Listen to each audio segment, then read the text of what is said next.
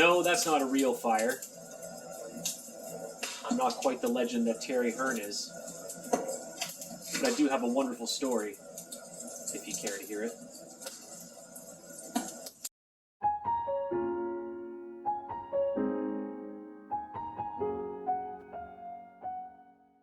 To begin this story, I take you back to 2015 and to a very familiar stretch if you have followed my adventures over the past decade. And in 2015, I stumbled upon a spot. I should start it actually at the end of 2014. I stumbled upon a spot that I was immediately just enamored with. I was so fascinated with it. But it wouldn't be until 2015 that I would actually start putting in an effort. I'd start putting in a campaign in that section.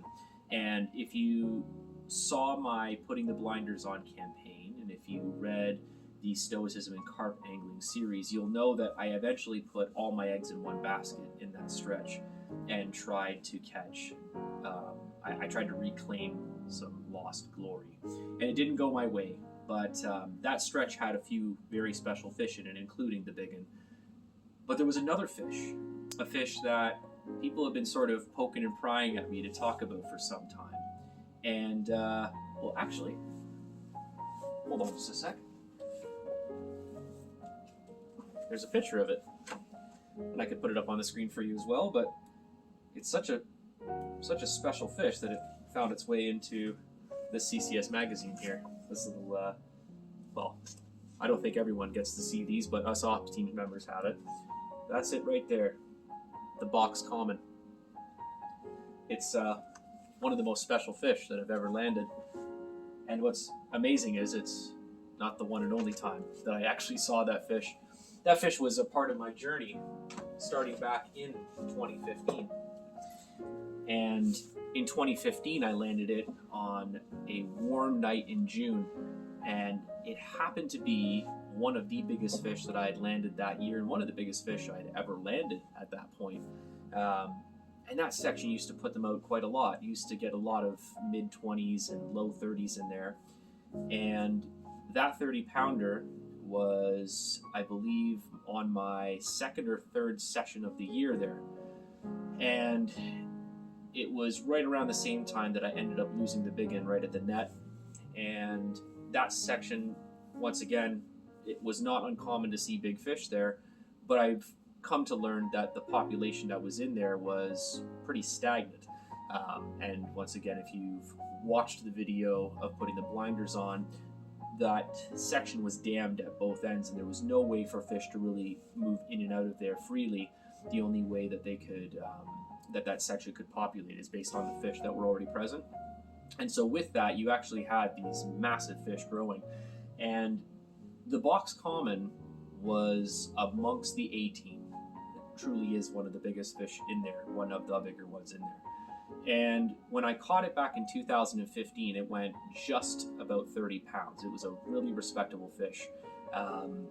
And that was the first time that I crossed paths with that fish. But then in 2016, I crossed paths with it again, and it had put on a substantial amount of weight. And in 1 year, like 3 pounds, it was 33 and a half. And that is an infamous night, actually. My friend Conrad and I laugh about that one. It's the Little Caesars incident. I think I wrote about that in an article as well. I think it was one of the bankside safety tips or bankside comfort tips ones. The night where I had some stomach troubles, and all we had were Little Caesars napkins. And there's something very devilish about that, about the sinister grin that Caesar's got with that spear in his hand. That's what it felt like wiping.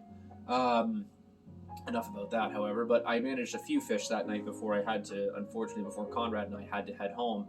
And one of those fish, once again, the box common. 2017, I set out on a mission. I was going to bait the heck out of that stretch, and I was going to try to have the biggin, because I put it in my mind I was having the biggin that year. And unfortunately, there was some anglers with whom I'd exchanged some unpleasantries. You can learn all about this. You can learn all about this by watching the Putting the Blinders On 2023 campaign review video on my channel. But essentially, they managed to find out that I was fishing there, and there was apparently some misunderstanding that they didn't realize I was planning to fish it the same night, and they went in and they had the biggin from there. And so it kind of burned the spot for me for a number of years. And then finally in 2021, I returned to that section, and it was the inaugural year of the CCS. And so what was cool about that was I was participating in the challenge series, and I was going up against Julian Tremblay. And Julian was on the St. Lawrence, and I knew I had to put up some big fish in order to be even somewhat competitive.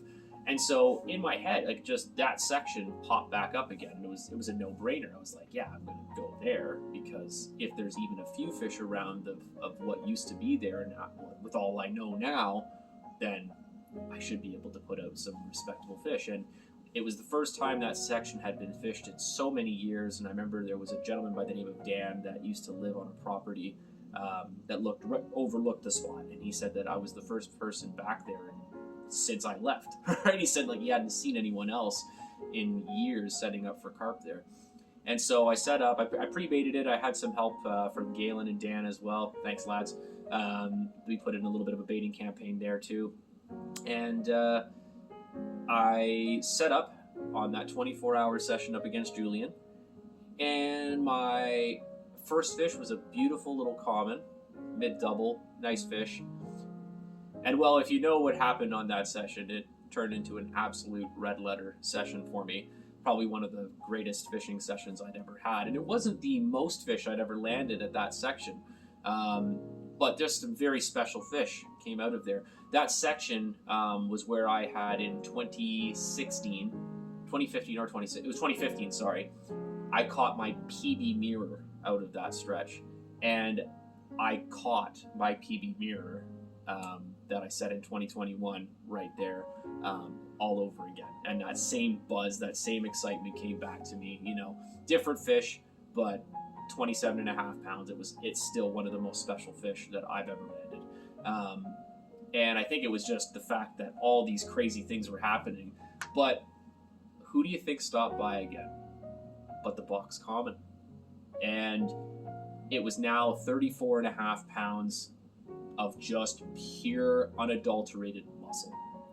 And I remember seeing it come up the first time, and like, the take was unbelievable. It one-toned straight down river, and I picked up the rod, and it's just zzz, and it's tearing off back towards this house, and there's this first dock, and it's, you know, it's a good 100 and something plus meters down the river, but like, it's going for it, and it's not stopping. And finally I kind of get it under control, and it starts to come back towards me. That first time you feel the rod kind of, okay. And so the fish came back in and sort of held itself up underneath some trees, and there was some weeds there too, and it had kind of been pulling itself through that. And Conrad pulls up behind me because he'd heard that I was fishing in the area, wanted to stop in and say hi. And by this point, the fish is just going in the net, and he's honking his horn at me, and he's blasting Black Sabbath. Never forget it. And I wasn't in the mood. I was like, get your ass out of the car, man. I think this is a PB. And he comes flying down. He's like, well, how big is it? And he sees it, and then he goes, whoa! And, you know, Conrad, having landed the claw for me, he thought this fish was bigger than the claw, and so did I. But yeah, I put it up on the scales, and it was a respectable 34.5 pounds.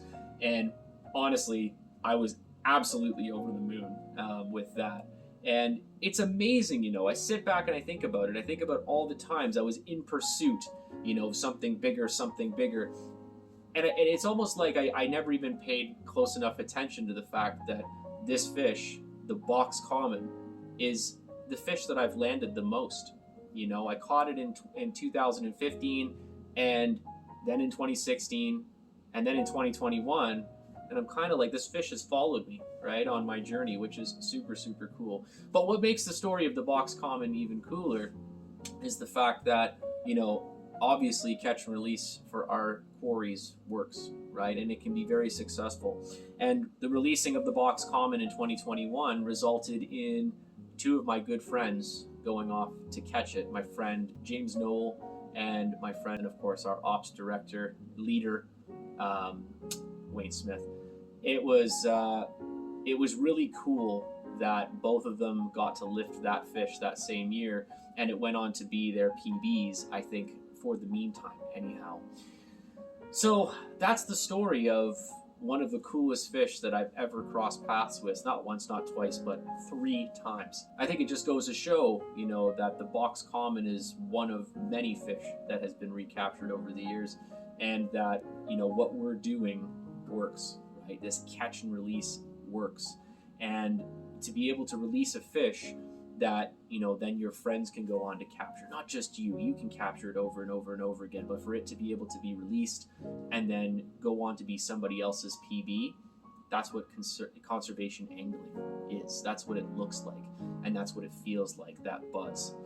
So I hope that this story has inspired you to maybe look back through some of your capture reports over the years, look back at some of those photos and see, especially if you've been fishing those same waters, if you and your friends have maybe caught and released the same fish. I think you'll be very surprised.